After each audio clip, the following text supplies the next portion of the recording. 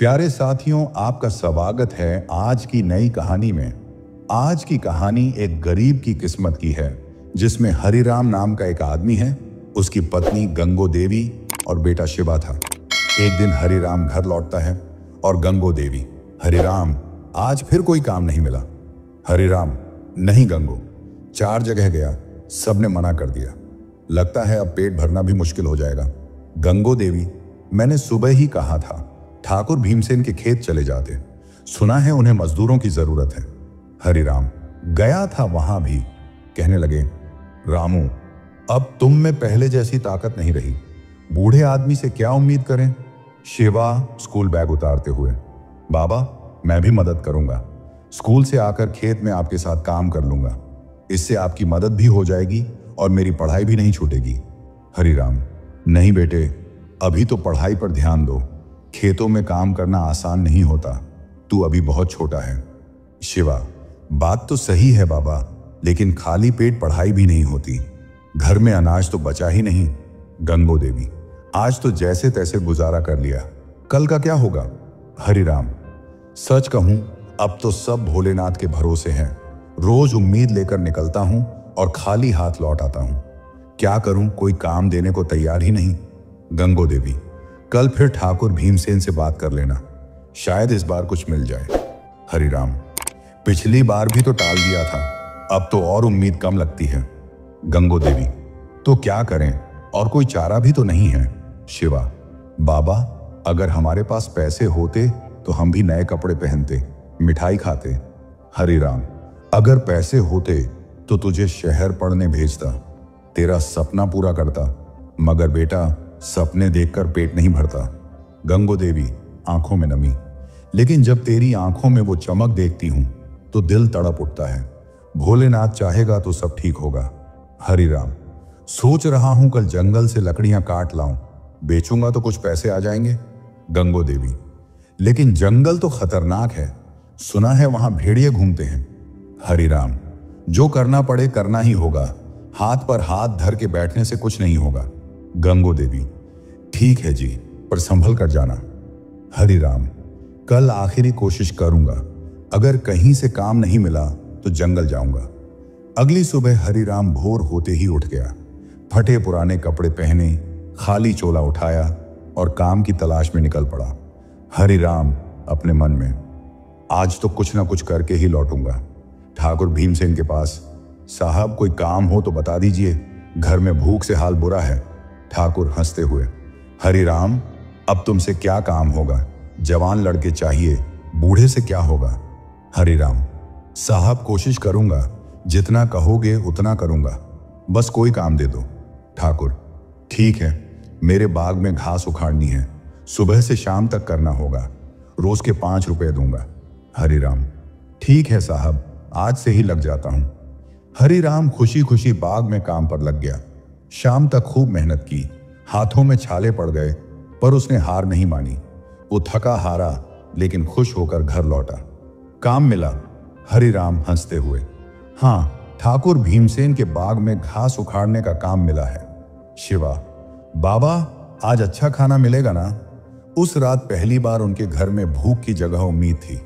अगली सुबह हरिराम फिर तड़के ही ठाकुर के बाग पहुंचा, आंखों में उम्मीद की चमक ली, लेकिन जैसे ही अंदर गया देखा कोई और पहले से काम कर रहा है।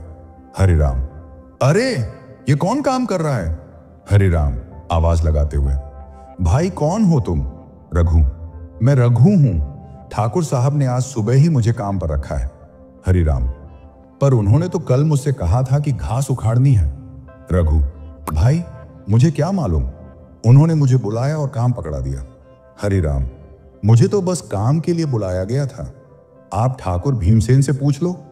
हरिराम इधर उधर हैरानी से देखता है, तभी ठाकुर भीमसेन बाग में आते हैं।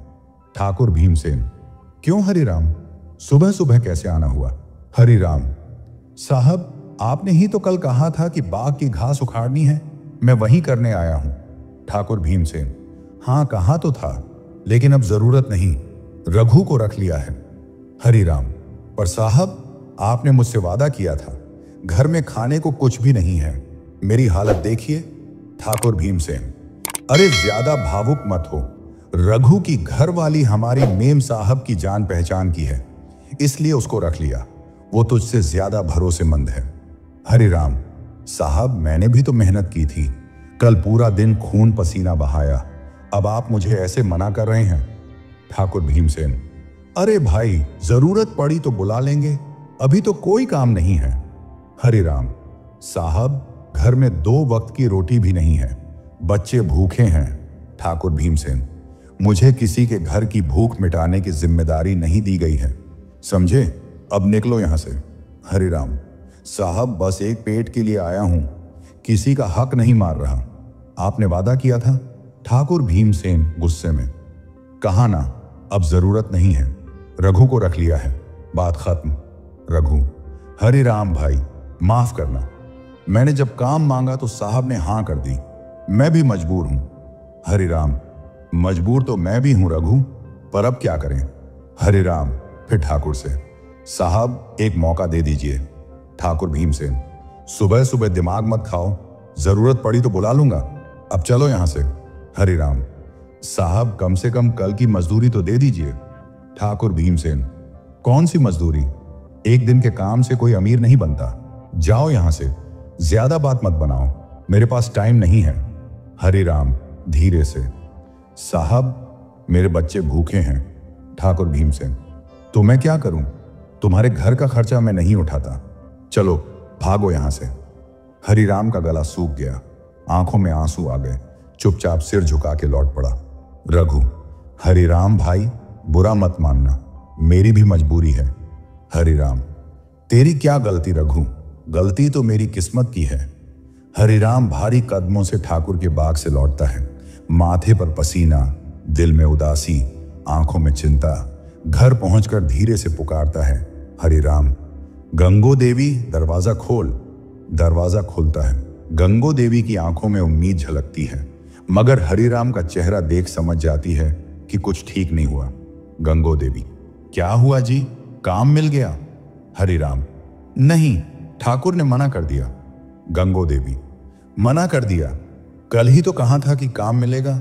हरिराम, सब बता रहा हूं। बाग में पहुंचा तो देखा रघु पहले से काम पर लग गया था, उसकी घरवाली ठाकुर उनकी पहचान वाली है, इसलिए उसी को काम दे दिया। गंगो देवी, अपने ही लोग अपने को काम देंगे, हमें क्यों देंगे? ठाकुर से फिर से बोलो। हरिराम, उसने साफ मना कर दिया, कहता है जरूरत होगी तो बुला लेंगे, तब तक हम क्या भूखे मरें। गंगो देवी, और शिवा, वो भी तो भूख से रोता है। गंगो देवी थोड़ी देर सोचकर, सुनो जी एक बात कहूं। हरिराम, बोलो। गंगो देवी, जंगल से लकड़ियां काट लाओ, बेचेंगे तो कुछ पैसे मिल जाएंगे, कम से कम एक दिन का गुजारा तो हो ही जाएगा। हरिराम, सोच तो रहा हूं, लेकिन जंगल जाना आसान नहीं, सुना है वहां भेड़िए घूमते हैं। गंगो देवी, तो क्या भूखे मर जाएं, एक बार कोशिश करके तो देखो, हो सकता है कुछ मिल ही जाए। हरिराम सिर हिलाते हुए, हाँ तू ठीक कह रही है, खाली बैठने से तो कुछ नहीं होगा। हरिराम ने लंबी सांस ली और बाहर निकल पड़ा। रास्ते में एक पेड़ के नीचे एक आदमी बैठा दिखा जो सोच में डूबा था। पास गया तो देखा वो सुखिया था। हरिराम, अरे सुखिया, तू यहां क्या कर रहा है? सुखिया, क्या बताऊं भाई, मन बहुत भारी है।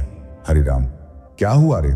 सुखिया, वही जो तेरे साथ हुआ, निकाल दिया काम से। हरिराम, तुझे भी? लेकिन क्यों? सुखिया, कह रहे थे अब तेरा काम नहीं चाहिए, तेरी जगह किसी और को रख लिया है। हरिराम, हाँ, और तेरी जगह भी किसी अपने को ही बैठाया होगा ना। सुखिया, बिल्कुल, साले ये बड़े लोग हम गरीबों की तकलीफ नहीं समझते, बस अपने लोगों को काम पकड़ा देते हैं। हरिराम, अब क्या करेगा तू? सुखिया, सोच रहा था जंगल से लकड़ियां काट लाऊं, बेचूंगा तो शायद कुछ पैसे मिल जाएं।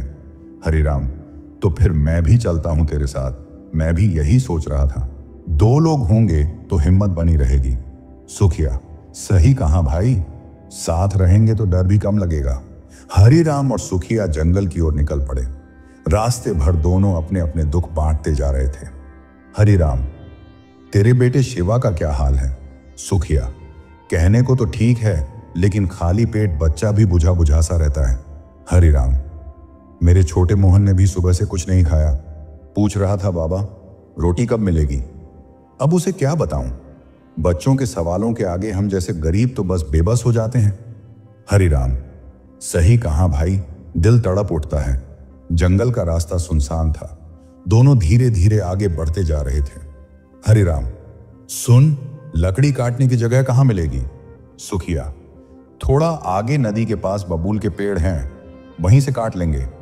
हरिराम, चल फिर जल्दी करते हैं, शाम होने से पहले लौटना भी है।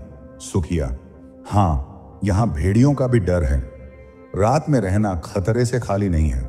दोनों जंगल में घुसकर सूखी लकड़ियां इकट्ठा करने लगे। पसीने में भीगे हुए भी उनके चेहरों पर उम्मीद की हल्की रोशनी थी।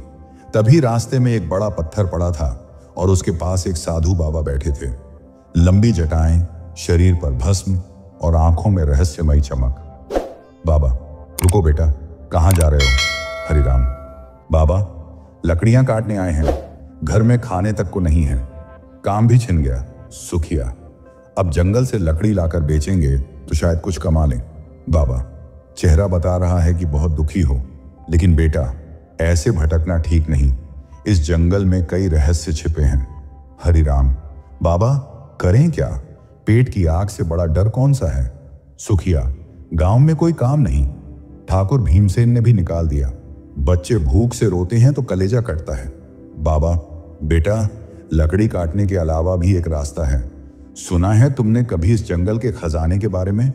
हरिराम, खजाना? कैसा खजाना बाबा।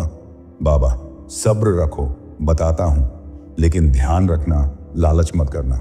जो लालच करेगा वो खत्म हो जाएगा। हरिराम, बाबा हमें ज्यादा कुछ नहीं चाहिए, बस इतना कि बच्चों का पेट भर जाए। सुखिया, हाँ बाबा, 2 वक्त की रोटी मिल जाए वही काफी है। बाबा सुनो, जंगल के सीधे रास्ते पर 2 मील चलोगे तो एक बड़ा पीपल का पेड़ मिलेगा। उसी के पास जरा सा खुदाई करना, एक लोहे का बक्सा मिलेगा। सुखिया, और उसमें? बाबा, उसमें है जंगल का खजाना, सोना, चांदी, हीरे जवाहरात। लेकिन याद रखना, जितनी जरूरत हो उतना ही लेना, अगर ज्यादा लिया तो सब खत्म हो जाएगा। हरिराम, बाबा ये कोई धोखा वोखा तो नहीं। बाबा, नहीं बेटा, सच है। इस जंगल का राज बहुत कम लोगों को पता है। जो लालच करता है वो मंजिल तक नहीं पहुंचता, रास्ते में ही गुम हो जाता है। जो जरूरत भर ही लेता है वो सही सलामत लौट आता है। बाबा, नहीं बेटा, मगर आपस में ईमानदारी से बांटना, धोखा मत करना। हरिराम, बाबा कोई और बात जो ध्यान रखनी हो। बाबा, हाँ बेटा, रास्ते में अगर कोई अजीब आवाज सुनो या कोई परछाई दिखे तो पलट कर मत देखना, बस चलते रहना। सुखिया, अजीब आवाजें? बाबा, हाँ, वो खजाने की रक्षा करने वाली आत्माएं हैं, वो सिर्फ लालची को परेशान करती हैं। अगर तुम्हारे मन में कोई लालच नहीं है तो वो कुछ नहीं करेंगी।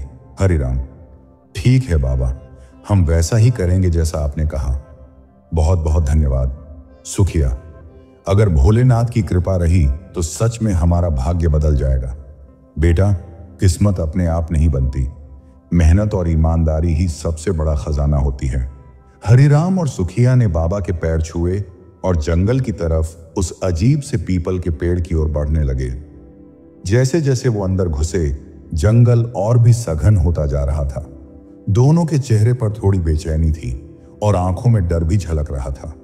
रास्ता सुनसान और डरावना था।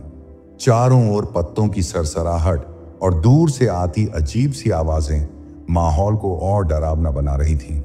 हरिराम, तुझे डर तो नहीं लग रहा? डर तो लग रहा है सुखिया, लेकिन भूख का डर इससे बड़ा है। अगर बाबा की बात सच निकली तो किस्मत पलट सकती है। मुझे तो लग रहा है कहीं हम बेवकूफ तो नहीं बन रहे। जंगल में कोई खजाना थोड़े ही होता है। अरे तूने बाबा को देखा था, कोई आम आदमी तो लग नहीं रहे थे। और वैसे भी हमारे पास अब कुछ बचा ही कहां है। बात तो तेरी सही है, लेकिन उन्होंने साफ कहा था ज्यादा लालच मत करना, कहीं कोई गड़बड़ ना हो जाए। हम लालची थोड़े ही हैं, जितना जरूरत है उतना ही लेंगे। शिवा की भूख मिट जाए बस वही काफी है। और अगर कुछ अनहोनी हो गई तो क्या? भूख से मरने से अच्छा है कि एक मौका ले लिया जाए।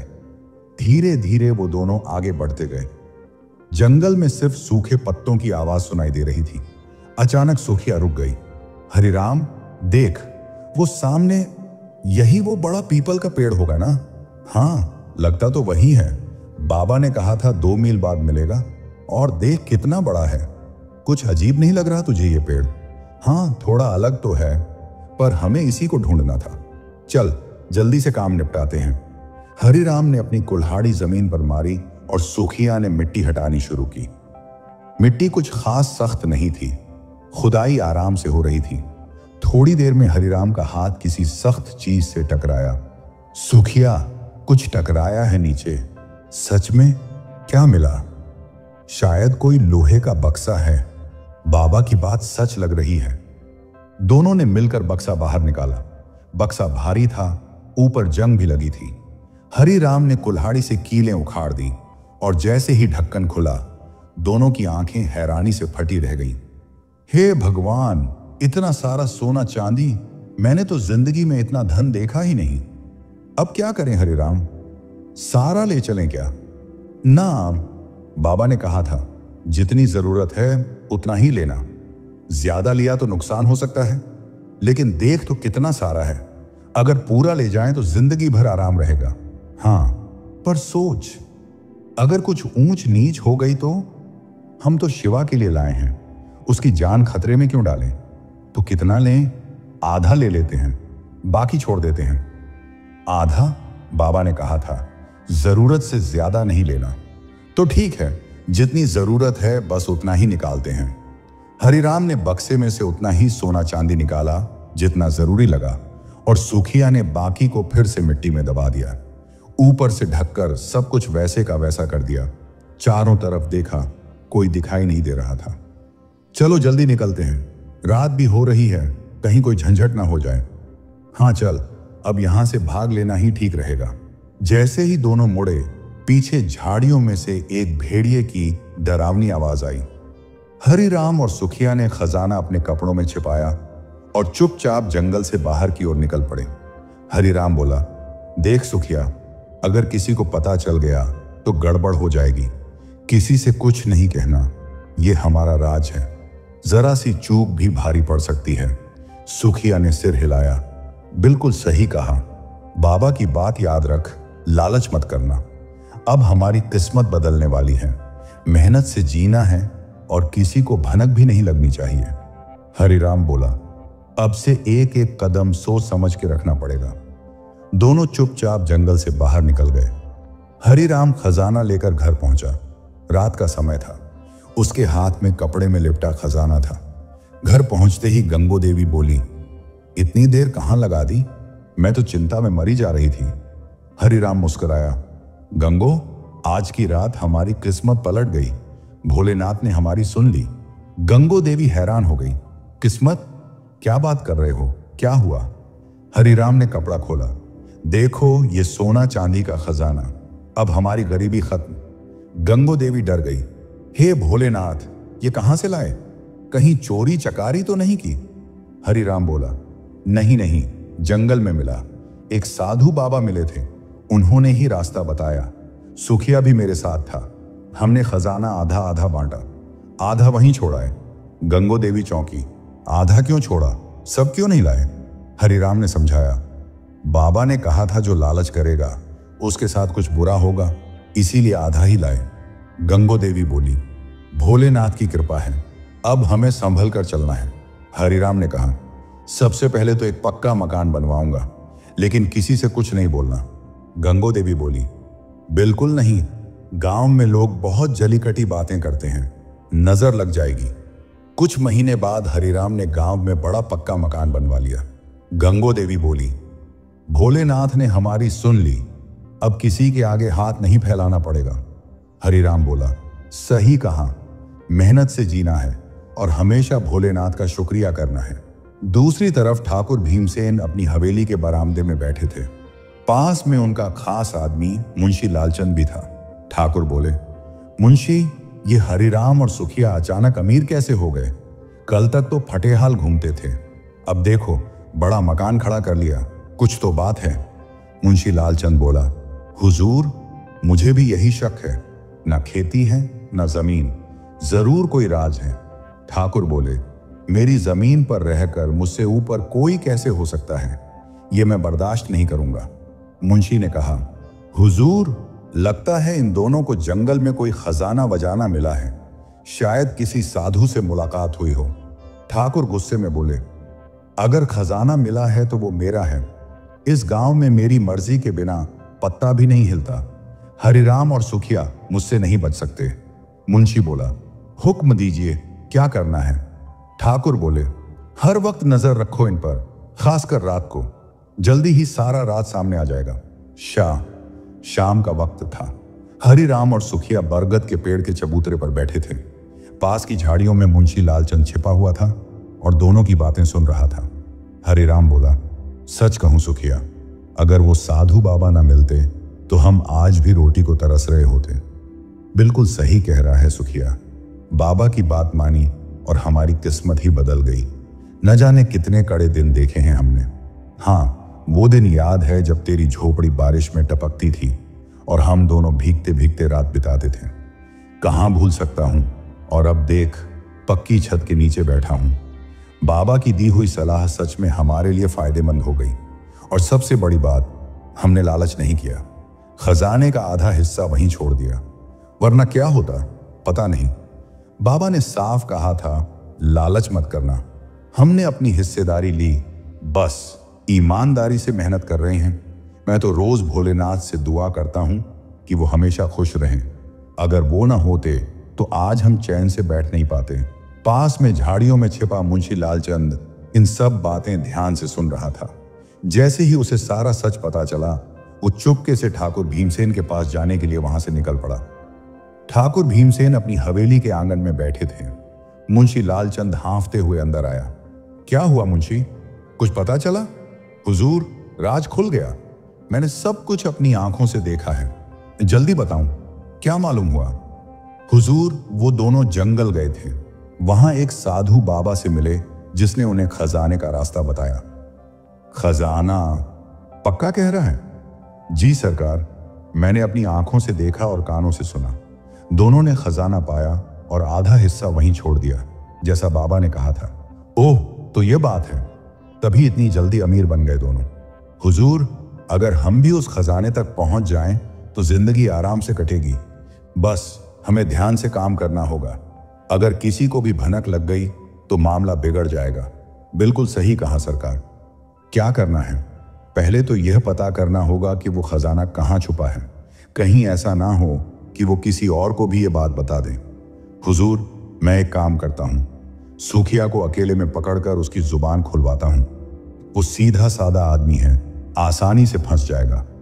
नहीं, सीधे साधे तरीके से कुछ नहीं करना, होशियारी से काम लेना होगा। तो क्या करें? कल रात उनके घर के आसपास निगरानी रख, देख वो फिर जंगल जाते हैं या नहीं।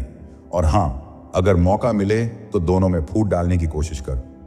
समझ गया सरकार। अगर खजाना बचा है तो अब वो हमारे हाथ से नहीं निकलेगा। हरिराम और गंगो देवी को ज्यादा उड़ने की कोशिश की तो उनका काम तमाम कर दूंगा। इस गांव में मुझसे बड़ा कोई नहीं है। हुजूर, आपकी मर्जी से ही सूरज उगता है। आप कहें तो आज रात से ही काम शुरू कर दूं। हम रात में ध्यान रखेंगे। अगर दोनों में से किसी ने कुछ बताया तो मुझे खबर देना, मैं अपना तरीका अपनाऊंगा। आप फिक्र मत करें सरकार, अब वो खजाना ज्यादा दिन तक छुपा नहीं रहेगा। अगर वो खजाना मेरा नहीं हुआ तो मैं किसी को चैन से नहीं रहने दूंगा। दोनों की आंखों में लालच की चमक थी। अब वे हरिराम और गंगो देवी की खुशियां छीनने की पूरी योजना बना चुके थे। अगले दिन सुबह थी। सुखिया अपने घर के सामने बैठा था। तभी मुंशी लालचंद धीरे धीरे उसकी ओर बढ़ा। उसकी आंखों में एक चालाकी भरी चमक थी। अरे सुखिया भाई, क्या हाल चाल है? आजकल बड़े खुश नजर आ रहे हो। अरे मुंशी जी, भोलेनाथ की कृपा है, सब बढ़िया है।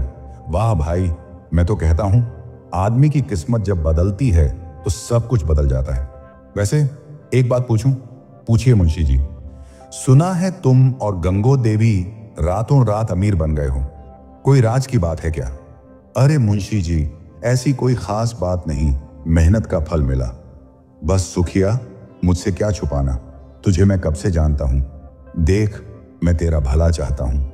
कहीं ऐसा ना हो कि कोई और तेरी किस्मत लूट ले। ओ हरिराम जी, ये बात किसी से मत कहिएगा। हम दोनों ने जंगल में एक साधु बाबा से सुना था कि पीपल के पेड़ के नीचे एक खजाना छुपा है। हमने जाकर खोदा तो सच में मिला। क्या सच में खजाना? हाँ, मगर बाबा ने कहा था कि लालच मत करना। हमने आधा लिया, आधा वहीं छोड़ दिया। कहाँ है वो पीपल का पेड़? जंगल के बीचों बीच। लेकिन मुंशी जी, लालच बुरी चीज है। बाबा की बात सच निकली, आधा ही लिया, इसीलिए खुश हैं। तू फिक्र मत कर, मैं तेरा भला चाहता हूं। ये बात मैं सिर्फ अपने तक रखूंगा। हुजूर हुजूर, राज खुल गया। जल्दी बताइए, जंगल में एक पीपल के पेड़ के नीचे खजाना है। आधा खजाना तो वे ले गए, लेकिन आधा खजाना अभी भी वहीं दबा है। तो देर किस बात की, आज ही चलकर उठा लेते हैं। मैं कोई हरिराम गंगो देवी नहीं कि लालच से डर जाऊं। हुजूर, आज रात को ही निकलते हैं, कोई देख न ले। रात का समय था, चांदनी में हल्का उजाला फैला हुआ था। ठाकुर भीमसेन और मुंशी कुदाल और फावड़ा लेकर जंगल में पहुंचे। पीपल का पेड़ उनके सामने खड़ा था। यही है वो जगह? हाँ हुजूर, यही बताया था। दोनों ने मिलकर खुदाई शुरू कर दी। कुछ ही देर में जमीन के नीचे से एक पुराना लकड़ी का बक्सा निकल आया। ठाकुर भीमसेन की आंखों में लालच चमकने लगा। देख मुंशी, अब तो अपना टाइम आ गया। अब पूरी तहसील पर मेरा राज होगा। मुंशी बोला, हुजूर, अब तो आपकी हवेली सोने की लंका बन जाएगी। ठाकुर भीमसेन ने जैसे ही बक्सा खोला, उसमें ढेर सारा सोना चांदी और गहने देखे। दोनों की आंखें चमक उठी। कुछ महीने बीत गए। ठाकुर ने खजाने के पैसों से बड़े बड़े धंधे शुरू कर दिए, लेकिन अब हवेली के बाहर ठाकुर और मुंशी उदास बैठे थे। मुंशी बोला, हुजूर, ये सब क्या हो गया? खजाना तो हमने लिया था, फिर बर्बादी क्यों? ठाकुर भीमसेन गुस्से में बोला, बाबा ने कहा था ना कि लालच बुरी बला है। हमसे गलती हो गई। चुप रह, सब तेरी ही वजह से मेरा सब कुछ बर्बाद हो गया। उधर हरिराम अपने घर में बेटे शिवा के साथ हंसी खुशी खेल रहा था। गंगो देवी भी चैन से जी रही थी। दोनों ने जो मिला उसी में खुशी मानी और उनका जीवन आराम से बीतने लगा। इस कहानी से हमें यह सीखने को मिलता है कि गरीब की हालत कोई समझना नहीं चाहता। जो मजबूरी में भी मेहनत करता है उसका कोई मोल नहीं होता। वादे करके मुकर जाना और जरूरतमंद को उसके हाल पर छोड़ देना, ये आज की दुनिया की सच्चाई है। तो प्यारे दोस्तों, ये प्यार की मोटिवेशनल कहानी। अगर आज की कहानी आपको पसंद आई हो तो कृपया मेरे चैनल को सब्सक्राइब जरूर कर देना और बेल आइकन को भी प्रेस कर देना, ताकि आने वाली हार नहीं कहानी का नोटिफिकेशन सबसे पहले आप तक पहुंच सके। धन्यवाद।